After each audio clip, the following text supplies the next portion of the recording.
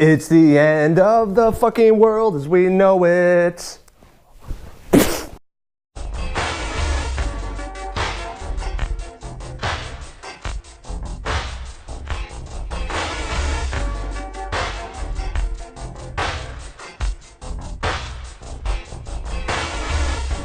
What's going on, friends? Logan Myerz here for Cinephellas.com, back with another Netflix binge-worthy show, The End of the Fucking World.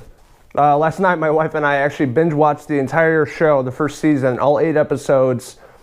The thing with the show, they're not long episodes, they're like 18 to 20 minutes long, so it's not really hard to knock out 8 episodes in a night or over a weekend. The show is based off a comic. The creator of the show is Jonathan Entwistle. The show stars Jessica Barden and Alex Lawther. They play James and Alyssa, these teenagers in this small town in England. They're both pretty messed up in the head in different ways. James claims to be a psychopath, and we have short glimpses of him as a child, and he would kill animals because he's not right in the head, and he put his hand into a fryer, and he has a messed up hand, and just a lot of crazy shit going on in the first episode. And James, he had a pretty rough childhood. His mother committed suicide right in front of him when he was a young boy, so he's not all right in the head. His dad is not all there either. He's kind of oblivious to everything that's going on. He comes home, drinks a few pints, never shuts the fuck up, and James just sits there in a comatose matter and just not really caring about anything. He doesn't feel anything. And the same thing with Alyssa. She's another troubled teenager, doesn't fit in. She doesn't really care about the world around her. She just is in her own little world. And, they meet up, and it's a match made in heaven. When they meet up in this high school, and they end up hanging out after school, and Alyssa's very, straight to the point. She's always talking, she's always cussing, she's angry, she pisses people off. And James is a man of few words. He's always like, what? Yeah. And that's all he says throughout the show, is just very few words, so you never really know what he's thinking. You just see what's going on inside of his mind, which is usually pretty bad. James is figuring out a way to kill her because, as he claims in the first episode, he's a psychopath. That changes throughout the 8 episodes. And we're getting glimpses of James and his knife. He has like a hunting knife, and how he wants to kill Alyssa and feed his need to kill because he's a psychopath, right? So this sets up the rest of the show. They take off. They're pissed off at their parents. Alyssa's family's pretty shitty. She has a stepdad, and he treats her like shit, and her mom doesn't really care about anything. They have twin babies, so they don't really focus on Alyssa anymore. She's just there as the angry teenager. And what's great about the show, we can all relate to being a teenager and just not feeling like you can fit in. You're always awkward. You want more in life. You don't want living in this small town. You want to get away and do something bigger and better. And that's basically what happens. With James and Alyssa taking off, they steal James' dad's car, and they take off, and they're going to set out to meet Alyssa's dad and get away from all of this. And with this show, it's really fast-paced. Like I said, the episodes are really short, so it's really a lot of stuff going on, with the bleak overtones of the show of forests, and they end up crashing the car, and it blows up, and they have to walk because they don't have a car. They're in the middle of nowhere. And then after the car is pretty much gone for, they're walking, and they come across a bunch of weird different characters. They meet this old guy that picks them up because they're hitchhiking, and this creepy old guy that's going to pick up a dog, and a fighting dog, I should say, and he's just a weird guy, an old army vet, and takes a liking to James. I will say that. I won't go into detail, but there's a specific bathroom scene that's very, very awkward and creepy. And the two finally get enough money, and they end up at this random person's house in the middle of nowhere, this beautiful house surrounded by woods, and they're there squatting, and they're getting loaded and drinking and dancing and listening to records and just enjoying life and trying to figure out what the next step is in their adventure. When they're at this house, they uncover something that you wouldn't really expect.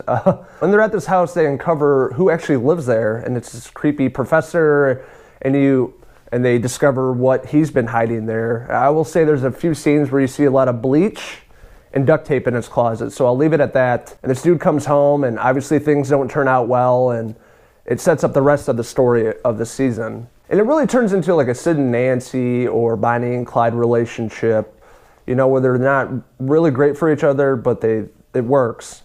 And they really do have a nice dynamic chemistry with one another. And, Alyssa's throughout the show, she's like, I think I can fall in love with James. I really can. And James is just like thinking about killing somebody up in his head and doesn't say much. So it's really kind of funny in that aspect. There's a few really, really great scenes, and you just think to yourself that these characters, these kids are badass. The things they do along the way to Alyssa's dad's house and people they come across. There's this one scene at a gas station, and you're like, James is fucking badass what he does.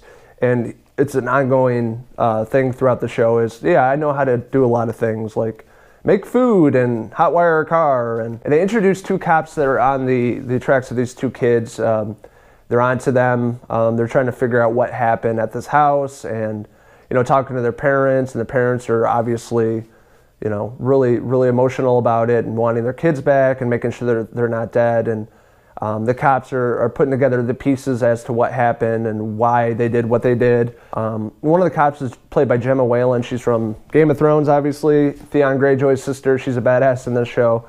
But as a cop, she's more soft-spoken, and she really feels for these kids after talking to their parents and seeing what they have to deal with every day. And kind of realizing maybe they do things the way they do because of their home life. And Alyssa and James finally make it to her father's house. He lives in a trailer right by the ocean, and he's pretty much a fuck up. He hasn't been part of her life in a long time. She was getting birthday cards every year from him, or so she thinks, but he's just a drunk and a drug dealer, and they're realizing that he's not really a great guy, and it's probably not a good place to be. And this really is a love story with two deranged, fucked up kids that that really don't fit in and don't belong and just want something more in life.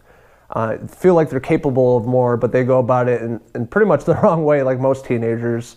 As I was saying, you're a teenager, you don't always think things through clearly, and everything's about you, and it's the end of the fucking world if something small happens. And that's pretty much the premise of the show. It's just the build-up and blossoming of this relationship between these two unlikely characters that are outsiders. And overall, the end of the fucking world, I really, really loved it. Like I said, we binge watched it from start to finish last night. I couldn't stop watching it. It kept me involved. It kept me on the edge of my seat. And, I just love these characters.